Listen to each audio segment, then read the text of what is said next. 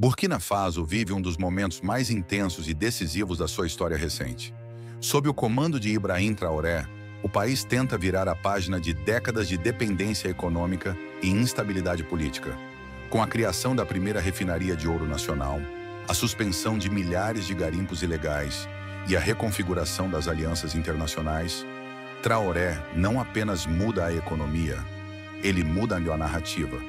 O ouro, antes símbolo de exploração, agora é apresentado como instrumento de soberania. Mas até onde esse projeto pode ir? É uma libertação real ou um novo modelo de concentração de poder? No vídeo de hoje, vamos entender o que está em jogo nessa virada histórica e o que isso pode significar para o futuro de toda a região. Refinaria de ouro, símbolo de independência econômica. Em novembro de 2023, Ibrahim Traoré inaugurou a primeira refinaria de ouro de Burkina Faso, um marco histórico para o país. Até então, o ouro extraído do território era processado no exterior, especialmente em países como Suíça e Emirados Árabes Unidos. Isso significava que Burkina Faso vendia ouro bruto e comprava produtos refinados, perdendo bilhões de dólares em valor agregado. A criação da refinaria é um passo estratégico rumo à soberania econômica. Segundo Traoré, não faz sentido ser o quarto maior produtor de ouro da África e ainda depender de refinarias estrangeiras. A refinaria tem capacidade para processar mais de 400 quilos de ouro por dia, com o objetivo de atender tanto a produção estatal quanto a mineradoras privadas nacionais. Além disso, a medida também busca garantir transparência nas receitas, reduzir o contrabando e o financiamento de grupos armados que exploravam garimpos ilegais para sustentar o terrorismo no país. Segundo o combate ao garimpo ilegal e reorganização do setor. Em fevereiro de 2024, o governo suspendeu centenas de licenças de pequenos garimpeiros, alegando irregularidades, evasão fiscal e vínculos suspeitos com redes jihadistas. A mineração artesanal é comum no país, empregando dezenas de milhares de pessoas, mas boa parte dessa produção ocorre fora do controle do Estado. Essa decisão teve duplo impacto. Positivo, aumentou a receita do governo, que agora controla melhor a produção formal. Segundo dados oficiais, houve um aumento de quase 15% nas receitas fiscais do setor mineral apenas no primeiro semestre de 2024. Negativo, gerou tensões sociais. Muitos pequenos mineradores ficaram desempregados e ONGs alertaram para uma possível radicalização da juventude desempregada, criando um ciclo perigoso de instabilidade.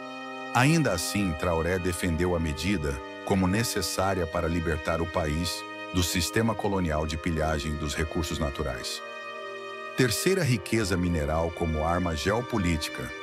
Burkina Faso possui ricas jazidas de ouro, manganês, zinco, fosfato e até lítio. Ibrahim Traoré tem usado esses recursos como instrumento diplomático. Firmou acordos de exploração com a Rússia, especialmente com empresas ligadas ao setor de defesa e mineração, como substituição de antigos contratos franceses. Estabeleceu parcerias com a China para explorar fosfato e metais raros. Lançou um projeto com a Turquia para mapeamento geológico e transferência de tecnologia mineral. Essa mudança reflete uma estratégia de desocidentalização da economia, aproximando o país de novos blocos econômicos e reduzindo a dependência de antigas potências coloniais, como a França. 4. A economia do ouro como sustentação política. Burkina Faso é um dos maiores produtores de ouro da África, com mais de 70% de suas exportações baseadas nesse metal precioso. Traoré tem usado o ouro como base para financiar seus projetos sociais e militares. Parte das receitas é destinada à compra de armamento e veículos blindados, fundamentais para enfrentar os jihadistas que controlam parte do país. Investimentos também são direcionados à infraestrutura básica, estradas, hospitais móveis e fornecimento de eletricidade em zonas rurais. Essa política gera apoio popular significativo, principalmente entre os jovens, que veem em Traoré um líder que rompe com o sistema de exploração externa. 5. Riscos e desafios. Apesar dos avanços, os desafios são enormes. Corrupção ainda é presente no setor mineral. A falta de infraestrutura energética e logística dificulta o pleno aproveitamento da refinaria de ouro. O risco ambiental causado por garimpos, especialmente os clandestinos, continua elevadíssimo. E o mais delicado, a concentração econômica no ouro torna o país extremamente vulnerável à oscilação do preço internacional do metal. Ibrahim Traoré está usando os recursos minerais de Burkina Faso como alicerce para construir um novo modelo de soberania nacional, voltado à autossuficiência e ao rompimento com estruturas coloniais. Ibrahim Traoré está usando os recursos minerais de Burkina Faso como alicerce para construir um novo modelo de soberania nacional, voltado à autossuficiência e ao rompimento com estruturas coloniais. A inauguração da refinaria de ouro e o combate ao garimpo ilegal representam mais do que medidas econômicas. São gestos simbólicos e estratégicos para consolidar o poder interno, garantir fundos para a segurança e projetar uma nova imagem do país no cenário internacional. Mas o sucesso a longo prazo dependerá de sua capacidade de manter equilíbrio entre controle estatal, justiça social e desenvolvimento sustentável, sem cair na armadilha do autoritarismo ou da monocultura econômica. Ibrahim Traoré tem conduzido Burkina Faso por uma transformação econômica centrada na ideia de soberania nacional, especialmente através do setor mineiro, com foco predominante na exploração e controle do ouro. Essa estratégia não se limita apenas à extração e beneficiamento do recurso. Ela carrega uma narrativa ideológica e simbólica, em que o ouro representa a libertação do país da tutela econômica ocidental e o caminho para uma nova era de autossuficiência. A criação da Refinaria Nacional de Ouro foi um passo audacioso nesse processo. O fato de o país, até então, exportar ouro bruto e importar seus derivados era, nas palavras do próprio Traoré, uma herança da lógica colonial de exploração. A refinaria não apenas permite que o país agregue valor ao seu principal recurso de exportação, mas também reforça o controle do Estado sobre uma atividade que, durante décadas, foi marcada por evasão fiscal, tráfico ilegal e financiamento de conflitos armados. A presença de grupos jihadistas em regiões de mineração artesanal não era um acaso, mas parte de uma estrutura econômica paralela que se formou à sombra da ausência do Estado. Ao centralizar a refinação e dificultar a ação dos pequenos garimpeiros ilegais, Traoré reconfigura esse cenário. Contudo, essa mudança não veio sem dor. A suspensão em massa das licenças de pequenos mineradores gerou protestos e tensões, pois muitas comunidades dependiam diretamente da mineração informal para sua subsistência. A falta de alternativas econômicas imediatas expôs um dilema. Como combater o sistema informal sem deixar milhares sem renda? Para mitigar isso, o governo começou a organizar cooperativas comunitárias sob supervisão estatal, tentando incluir os antigos garimpeiros no novo sistema legalizado. Porém, a transição tem sido lenta e desigual.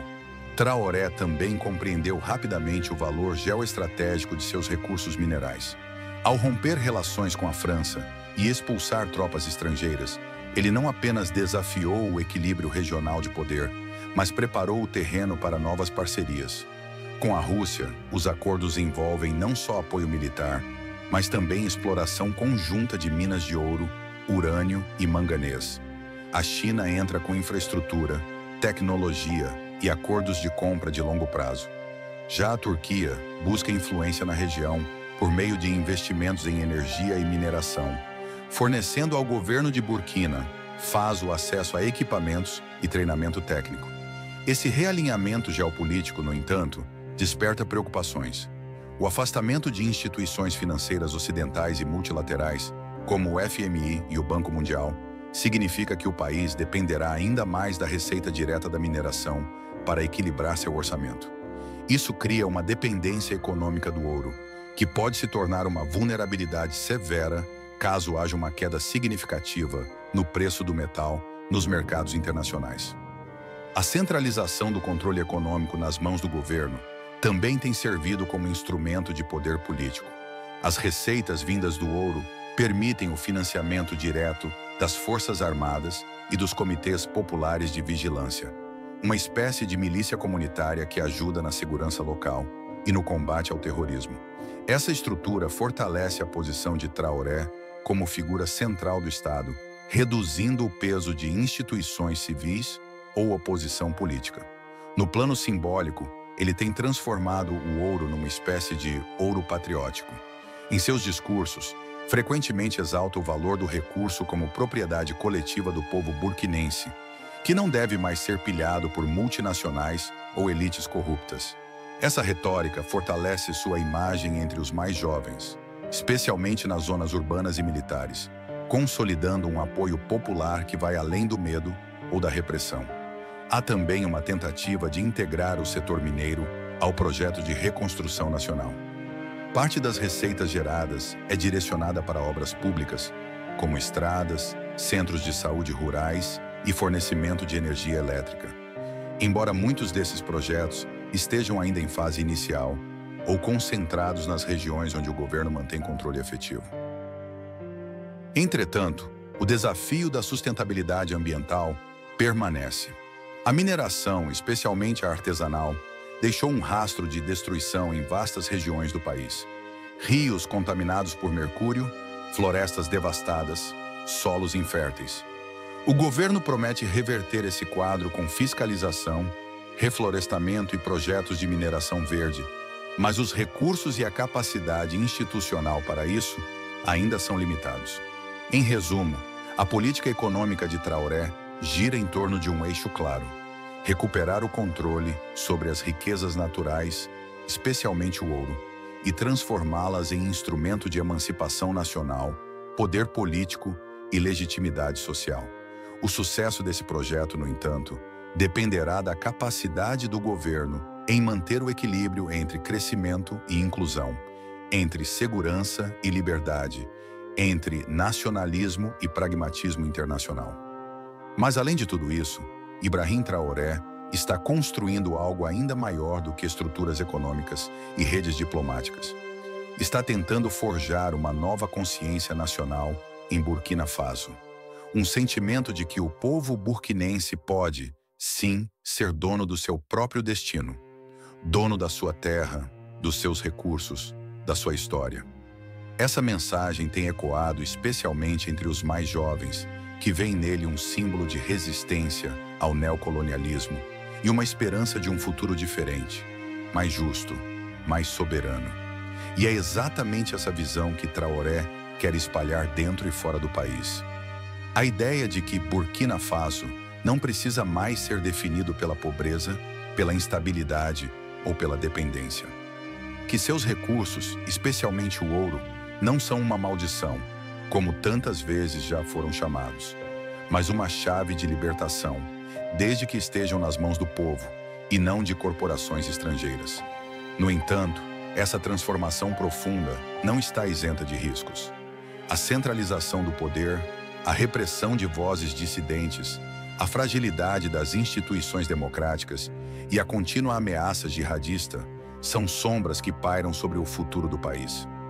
O ouro pode iluminar, mas também pode cegar.